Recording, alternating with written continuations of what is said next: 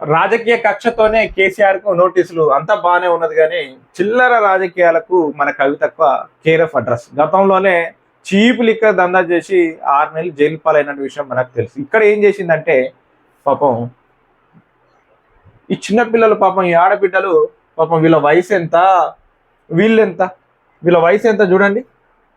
ఈ చిన్నపిల్లలకి ఏమైనా తెలుసా కాళేశ్వరం ప్రాజెక్ట్ గురించి కానీ, నోటీసుల గురించి కానీ, కేసీఆర్ గురించి కానీ? ఒక రాజకీయ మీటింగ్ తీసుకొచ్చినప్పుడు ఎవరిని పిలుచుకురావాలి, ఎవరిని పిలుచుకురావద్దు అన్నటువంటి విచక్షణ కూడా లేదా?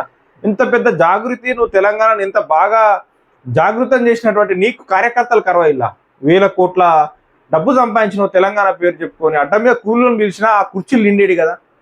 ఈ 14 సంవత్సరాల లోపు బాల కార్మికులు వాళ్ళు, ఇది వాళ్ళ పాపం వాళ్ళని ఎక్స్పెక్ట్ చేసినట్టు కాదా? ఆ పిల్లలకి ఏం తెలుసు కాళేశ్వరం గురించి, ప్రాజెక్టుల గురించి? ఏదో తల్లిదండ్రులు 500 1000 వస్తా అంటే పంపించినట్టున్నారు. ఇది కూడా తెలియదా? పైగా మహిళలు, పాపం ఆడబిడ్డలు స్వేచ్ఛగా ఎదగాల్సినటువంటి వాళ్ళకు ఈ రాజకీయాలు అవసరమా?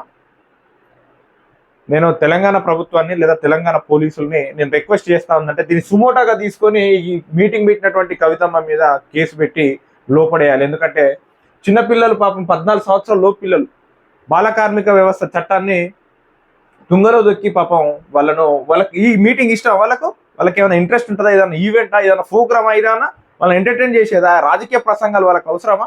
ఈ వయసులో వాళ్ళకి అవసరమా? వాళ్ళ ఇంట్రెస్ట్ ఏంటిది? తల్లిదండ్రులు లేకపోతే డబ్బులకో దానికో దీనికో వచ్చేటువంటి పరిస్థితి ఉంటుంది. కానీ ఎవరిని ఒక రాజకీయ పార్టీ మీటింగ్ పిలవాలి, ఎవరిని పిలవకూడదు, ఏది చట్టం ఏది చట్టం కాదు అనేటువంటి విచక్షణ ఈ కవితమ్మకు లేదా? ఈ ఆడబిడ్డలు తీసుకొని వచ్చి, వీళ్ళే కాదు పాపం ఇక్కడ ఎంతో మంది ఈ తల్లులు, వీళ్ళకి తెలుసా కాళేశ్వరం ప్రాజెక్టు గురించి? తల్లులకు తెలుసా? ఇంత పెద్ద జాగృతి నీకు తెలంగాణ వ్యాప్తంగా మన ఆర్గనైజేషన్లు ఉన్నాయి, వ్యవస్థలు ఉన్నాయి. పాపం ఈ గృహిణులను ఏం తెలియని వాళ్ళను తీసుకొచ్చి ఈ మీటింగ్ కూర్చోబెడతావు. ఎందుకు ఈ మీటింగు? ఏం అక్కడికి వచ్చే మీటింగు?